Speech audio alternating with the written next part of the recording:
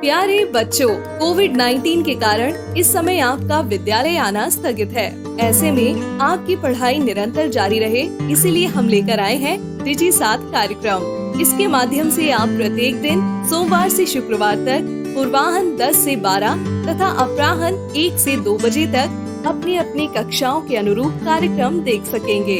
अब पढ़ाई नहीं रुकेगी। स्कूली शिक्षा एवं साक्षरता विभाग झारखंड।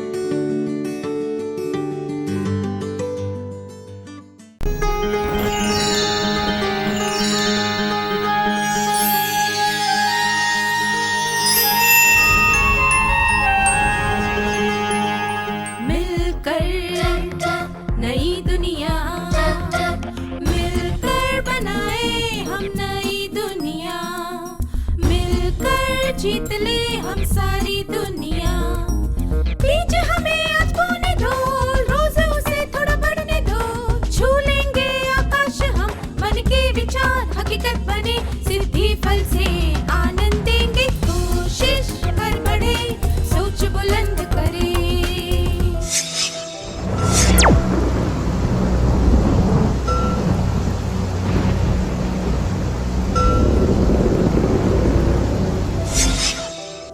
नमस्ते छात्रों, आप सबको यहाँ देखकर खुशी हुई। क्या हम आज के सत्र की शुरुआत एक क्रियाकलाप से करें? यहाँ पर कुछ वाक्य दिए गए जो हम रोजमर्रा के जीवन में सुनते हैं। मुझे ही सब कुछ क्यों भुगतना पड़ता है?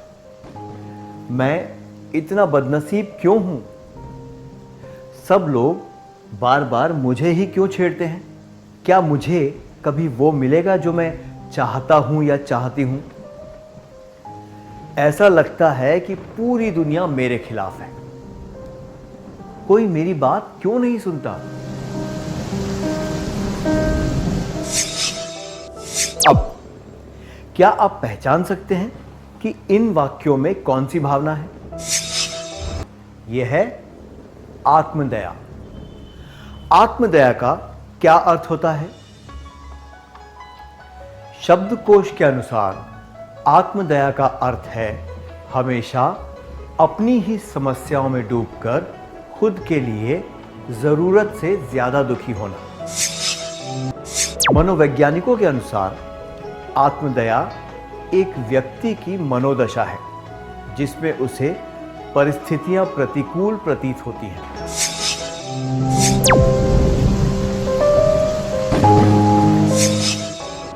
इस विचार को हम अपने शब्दों में इस तरह बता सकते हैं। जब किसी व्यक्ति को लगता है कि कोई परिस्थिति प्रतिकूल है और परिस्थिति को स्वीकारने या उसके अनुकूल बनाने की योग्यता उसमें नहीं होती, तो ऐसी भावना को आत्मदया कहते हैं। आत्मदया एक नकारात्मक भावना है जिसमें कोई व्यक्ति परिस्थिति को बढ़ा चढ़ाकर जरूरत से ज्यादा बुरी बताता है।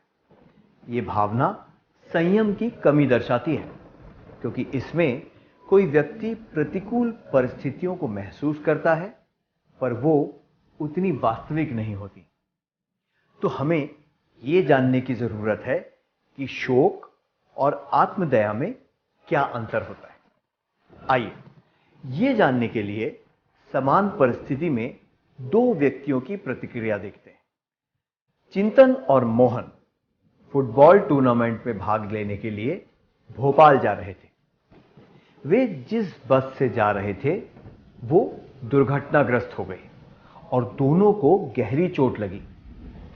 बस में बैठे कुछ लोग बिल्कुल ठीक थे और कुछ की मौत हो गई। अस्पताल में मोहन और चिंतन अगल बगल के कमरों में थे। उनके दोस्त उनसे मिलने आए और उन्होंने अपने दोस्तों से ये कहा, चिंतन, ये सोचकर बहुत बुरा लग रहा है कि मैं 3 महीनों तक बिस्तर में पड़ा रहूंगा और फुटबॉल टूर्नामेंट में नहीं जा पाऊंगा। मोहन, पता नहीं मुझे इतने फ्रैक्चर कैसे हुए, जबकि कुछ लोगों को तो खरोच भी नहीं आई। शायद मैं उस टूर्नामेंट में कभी नहीं खेल पाऊंगा। क्या हम इन दोनों कथनों का तुलनात्मक विश्लेषण कर सकते हैं? दुर्भाग्यवश चिंतन और मोहन दोनों को गहरी चोट लगी और वो टूर्नामेंट में भाग नहीं ले पाए। समान परिस्थिति में हमने देखा कि उन दोनों ने उस दुखद घटना को अलग अलग तरह से महसूस किया। चिंतन ने उस कठोर वास्तविकता का सामना किया और अपने दुख को शालीनता से व्यक्त किया, जबकि मोहन ने नकारात्मक भावना से थोड़ी सी ईर्ष्या जताते हुए अपनी बात कही। उसका रवैया सही नहीं है।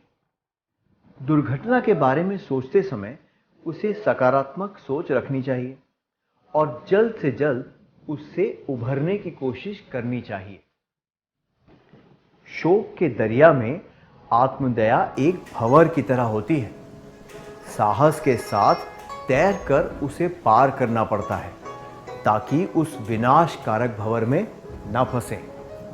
मैं दोहराता हूं, शोक के दरिया में आत्मदया एक भंवर की तरह होती है। साहस के साथ तैरकर उसे पार करना पड़ता है ताकि उस विनाशकारक भंवर में ना फंसें।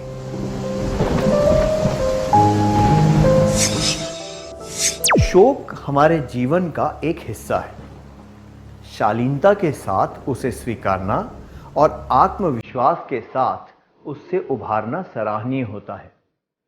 शोक का सामना करते वक्त हमें खुद पर थोड़ी दया आ सकती है, पर वो हमेशा के लिए नहीं रहती और इंसान कठोर वास्तविकता का सामना करते हुए आगे बढ़ जाता है। जबकि आत्मदया एक नकारात्मक तरीका है दूसरों की सहानुभूति पाने का। आत्मदया में पीड़ित होने का अभाव है, जबकि दर्द सर्वव्यापी है और उसे पूरी हिम्मत के साथ झेलना चाहिए। हमने आत्मदया की परिभाषा सीखी और शोक व आत्मदया के बीच का अंतर भी जाना। क्या अब हम देखें कि लोग आत्मदया में क्यों डूब जाते हैं? सबसे पहले प्रताप पर ध्यान देते हैं। प्रताप ने काम खत्म करने के बाद अपनी लैब नोटबुक मेज पर रख दी और थोड़ी ताजी हवा लेने के लिए बाहर चला गया। उसका भतीजा वहीं कमरे में खेल रहा था और उसने वो नोटबुक व उसमें बने चित्र देखे। उसे विचित्र अनोखे लगे और वो उसमें लकीरें और कुछ चित्र बनाने लग गया। प्रताप जब कमरे में आया तो ये देखकर दंग रह गया। वो इस बात से बहुत परेशान था और पूरे दिन अपनी भाभी से इस बारे में बात करता रहा। यह दुर्भाग्यपूर्ण है कि एक बच्चे की वजह से उसकी मेहनत पर पानी फिर गया। उस बच्चे को यह नहीं पता था कि वो नोटबुक कितनी महत्वपूर्ण थी और ना ही उसे पता था कि वो गलती कर रहा था। प्रताप को पता था कि घर में एक बच्चा है। अगर उसने वो नोटबुक ध्यानपूर्वक बच्चे की पहुंच से दूर रखी होती तो ऐसा नहीं होता, पर अब तो दुर्घटना घट चुकी थी और बार बार उसके बारे में बात करके कुछ भी हासिल नहीं होने वाला था। सच तो यह है कि वो अपनी गलती से छुपना चाहता था और उस बात को दोहराकर खुद को दिलासा दे रहा था। हमने सीखा कि आत्मदया क्या है, शोक व आत्मदया के बीच में क्या अंतर है, आत्मदया कैसे व्यक्त की जाती है और उसके कारण क्या है। अब हम आत्मदया के परिणामों के बारे में जानेंगे। पहले एक क्रियाकलाप का समय है। क्या आपको चिंतन और मोहन का किस्सा याद है? अस्पताल के पलंग पर लेटा हुआ मोहन चिंतन के सामने विलाप करता रहता है। पता नहीं मुझे इतने फ्रैक्चर कैसे हुए, जबकि कुछ लोगों को तो खरोच भी नहीं आई। शायद मुझे उस टूर्नामेंट में खेलने का मौका कभी नहीं मिलेगा। इस तरह विलाप करने के क्या परिणाम होते हैं? आइए अब आत्मदया के परिणामों पर नजर डालते हैं। व्यवहारिक तौर पर देखें तो ये समय और प्रयास की बर्बादी है। इससे शारीरिक और मानसिक शक्ति की बर्बादी होती है। जब हमें पता है कि किसी चीज को बदला नहीं जा सकता तो उसके बारे में सोचने से बेहतर ये नहीं होगा कि हम आगे की सोचें। इससे कड़वाहट और निराशा बढ़ती है। कभी कभी इससे दूसरों को कष्ट पहुंचता है और उन्हें गुस्सा भी आता है। आत्मदया में खोने वाला व्यक्ति से कोई आकर्षित नहीं होता, बल्कि ऐसे लोगों के आसपास हम थकान महसूस करते हैं। जो लोग उनकी मदद करना चाहते हैं वे भी मायूस हो जाते हैं। मदद करने वालों का भी उत्साह कम हो जाता है। सबसे महत्वपूर्ण बात यह है कि आत्मदया से प्रतिकूल परिस्थिति का हल पहचानने में देर हो जाती है। आत्मदया के परिणाम: समय, प्रयास और शक्ति की बर्बादी, कड़वाहट, निराशा, कायरता, रिश्ते बिगड़ जाते हैं। क्या अब हम इस सत्र का सार संक्षेप कर लें? जब किसी व्यक्ति को लगता है कि कोई परिस्थिति प्रतिकूल है और परिस्थिति को स्वीकारने या उसके अनुकूल बनने की योग्यता उसमें नहीं होती, तो ऐसी भावना को आत्मदया कहते हैं। शोक के दरिया में आत्मदया एक भंवर की तरह होती है। साहस के साथ तैरकर उसे पार करना पड़ता है ताकि उस विनाशकारक भंवर में ना फंसें। आत्मदया से कठोर सच का सामना नहीं करना पड़ता और मन को दिलासा मिलता है। आत्मदया के परिणाम: समय, प्रयास और शक्ति की बर्बादी, कड़वाहट, निराशा, कायरता, रिश्ते बिगड़ जाते हैं।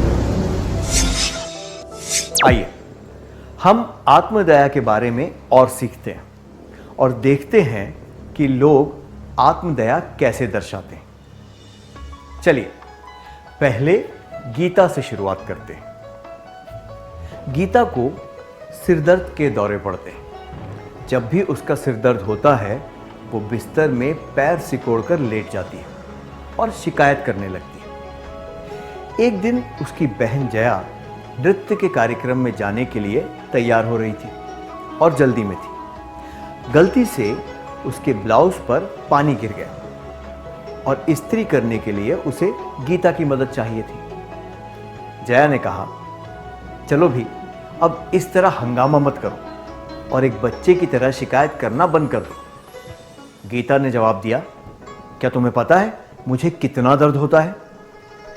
और वो अपनी मां से जया की शिकायत करने लगी। हमने देखा कि गीता आत्मदया में डूब गई थी और उससे बाहर नहीं निकलना चाहती थी। जया इस व्यवहार के बारे में जानती थी और उसने गीता को सुधारने की कोशिश की। दूसरों का ध्यान खींचने के लिए कई लोग शिकायत करके आत्मदया दर्शाते हैं। हमने ये भी देखा कि गीता ने जया का इरादा समझे बिना मां से उसकी शिकायत की। उसने बच्चों की तरह जया से बात करने से मना कर दिया। कुछ लोगों की आदत होती है कि वे अप्रिय भावनाओं को बढ़ा चढ़ाकर व्यक्त करते हैं। आत्मदया में ये बातें शामिल हैं: सहानुभूति या सहायता या ध्यान खींचने के लिए शिकायत करना, दूसरों को दोष देना, विरोध और दुश्मनी।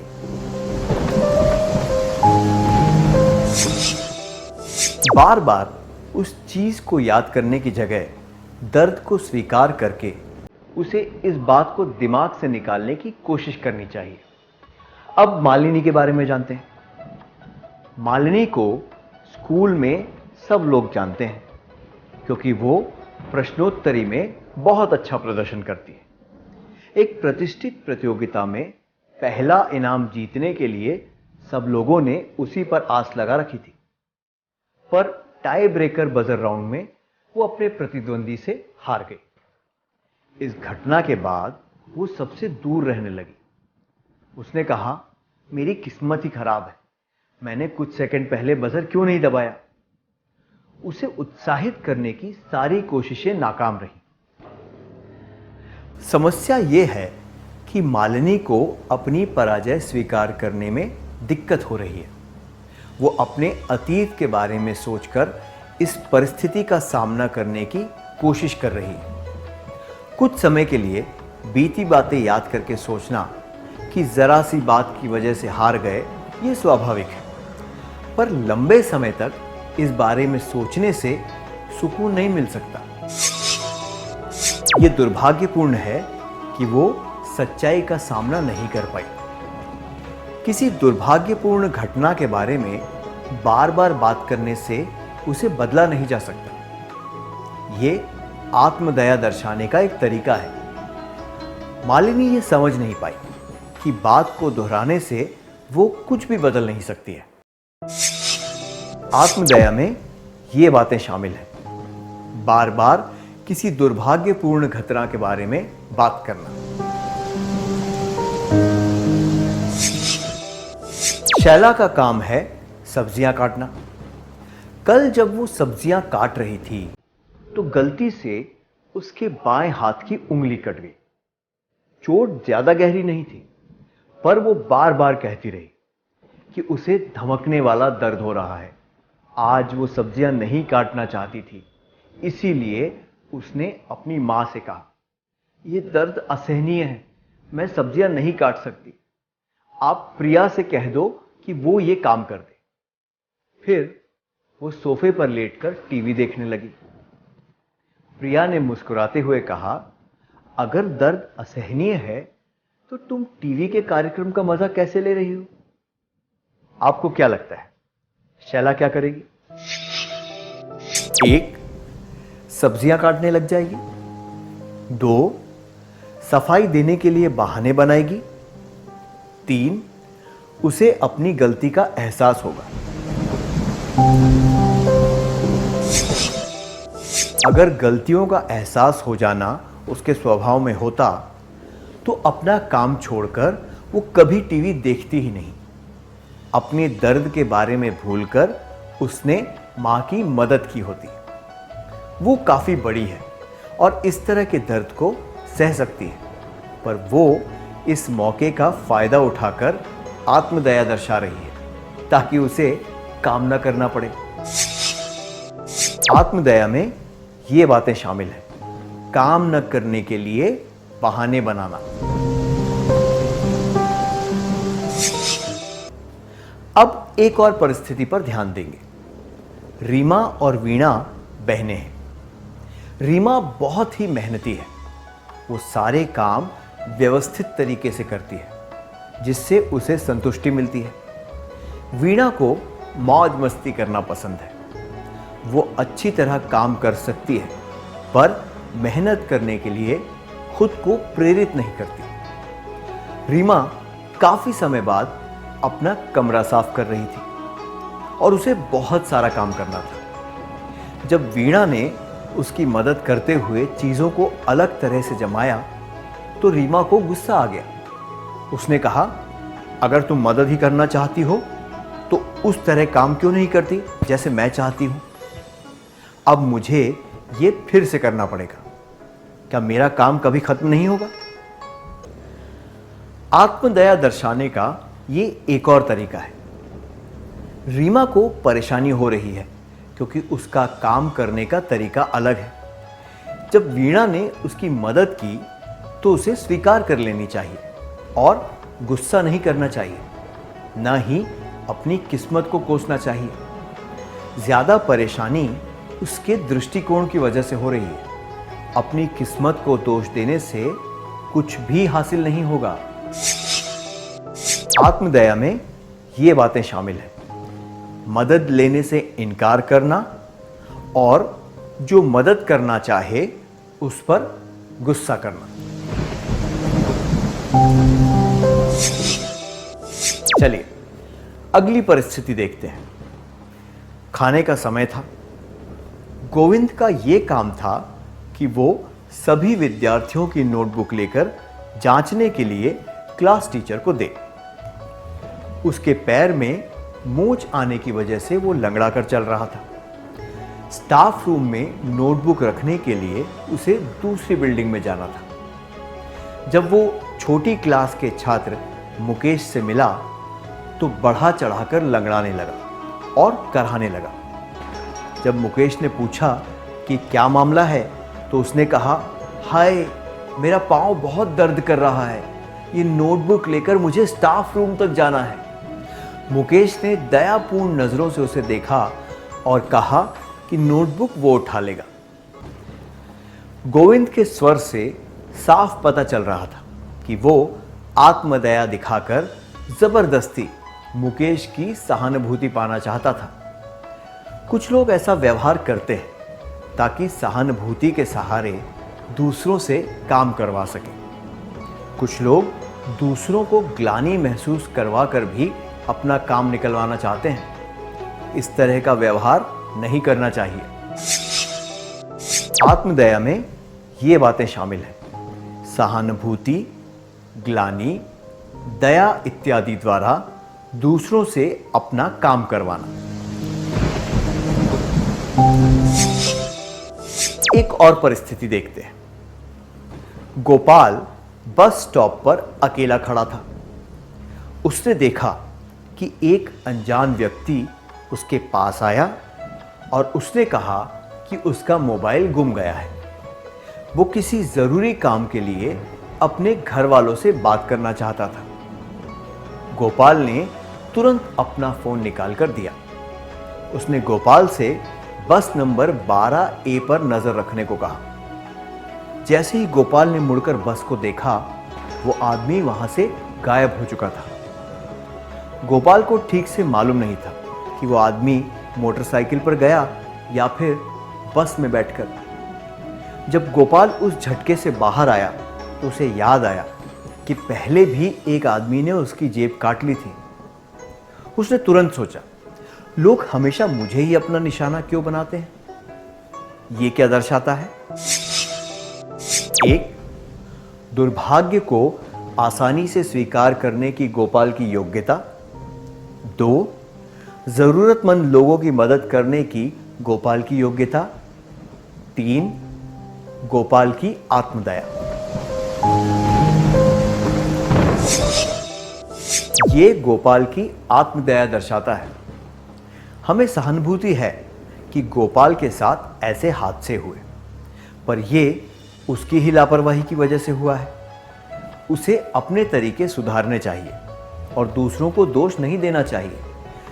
भविष्य में उसे ज्यादा सावधानी से काम करना चाहिए, अपने काम की जिम्मेदारी लेनी चाहिए और आत्मदया नहीं दर्शानी चाहिए। आत्मदया में ये बातें शामिल हैं: अपने दुर्भाग्य के लिए दूसरों को दोष देना।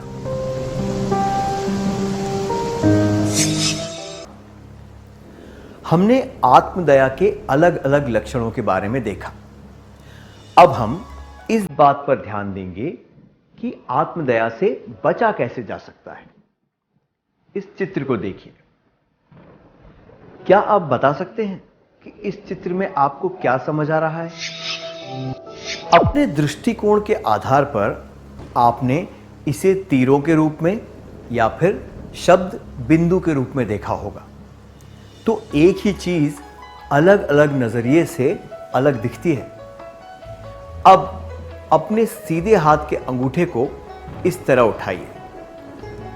अब बाईं आंख को बंद करके अपने अंगूठे को दाहिनी आंख के पास ऐसे लाइए। आपने क्या देखा? आपको केवल अपना अंगूठा बड़े आकार में दिख रहा है ना? अब दाईं आंख को खोले बिना अपने अंगूठे को जितना हो सके उतना दूर ले जाइए, ऐसे। आपने क्या देखा? आपको अंगूठा, उंगलियां और आसपास की चीजें भी दिख रही हैं, है ना? अगर हम अपनी समस्याओं को ज्यादा करीब से देखेंगे तो वे हमें बहुत बड़ी दिखेंगी। हमें लगेगा कि उन्हें हल करना मुश्किल है, पर अगर हम उन्हें खुद से बहुत दूर रखकर देखेंगे तो हमें उनसे उतना डर नहीं लगेगा। तो आत्मदया से बचने के लिए चीजों को अलग नजरिए से देखना चाहिए। आपने यहां क्या देखा? आप में से ज्यादातर लोगों ने एक काला बिंदु देखा, है ना? पीछे का सफेद हिस्सा नजर क्यों नहीं आया? हम चीजों को उसी नजरिए से देखते हैं जिस तरह से हम रोज अन्य चीजों को देखते हैं। हमें गलतियों या धब्बों पर ध्यान देने की आदत होती है। ऐसा करने की जगह हमें सकारात्मक चीजों पर ध्यान देना चाहिए। आत्मदया से बचने के लिए सकारात्मक चीजों पर ध्यान देना चाहिए और आगे बढ़ना चाहिए। अब इस परिस्थिति पर ध्यान दीजिए। बहुत गर्मी है और प्यास बुझाने के लिए आप एक जूस की दुकान पर संतरे का जूस पीने के लिए रुके हैं। उस दुकान पर सारे जूस खत्म हो गए हैं और केवल अनार का जूस मिल रहा है। आप क्या करेंगे? क्या आप केवल संतरे का जूस पीना चाहेंगे, या आप अनार का जूस इसलिए नहीं पिएंगे क्योंकि आपने वो कभी नहीं चखा है, या फिर आप अनार का जूस पीकर देखेंगे कि वो पसंद आता है या नहीं? एक, केवल संतरे का जूस पीना चाहेंगे, उसके अलावा कुछ नहीं। दो, अनार का जूस नहीं पिएंगे क्योंकि वो आपने कभी चखा ही नहीं। तीन, अनार का जूस पीकर देखेंगे कि वो पसंद आता है या नहीं।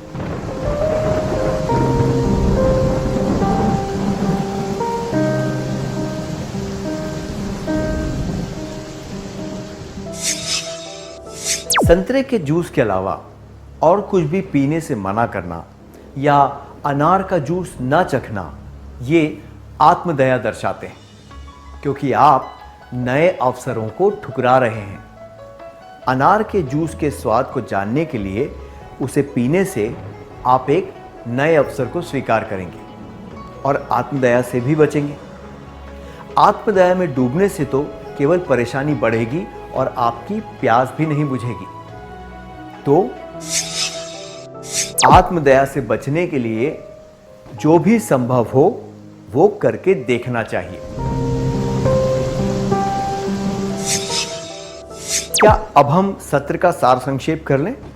आत्मदया में ये बातें शामिल हैं: शिकायत करना, दोष देना, बहाने बनाना, पुरानी बातों को दोहराना, गुस्सा करना, सहानुभूति पाने की उम्मीद रखना, विरोध और दुश्मनी, परिस्थिति से भागना इत्यादि। आत्मदया से बचने के लिए चीज़ों को अलग नज़रिए से देखना चाहिए, हंसी मजाक करना चाहिए, सकारात्मक चीज़ों पर ध्यान देना चाहिए और आगे बढ़ना चाहिए। जो भी संभव हो वो करके देखना चाहिए। इतनी अच्छी तरह सार संक्षेप करने के लिए धन्यवाद। इस प्रसारण से संबंधित सुझाव, अपने प्रश्न इत्यादि आप हमें jcertrg@gmail.com तथा टोल फ्री नंबर 1800 5728 585 पर संपर्क कर सकते हैं।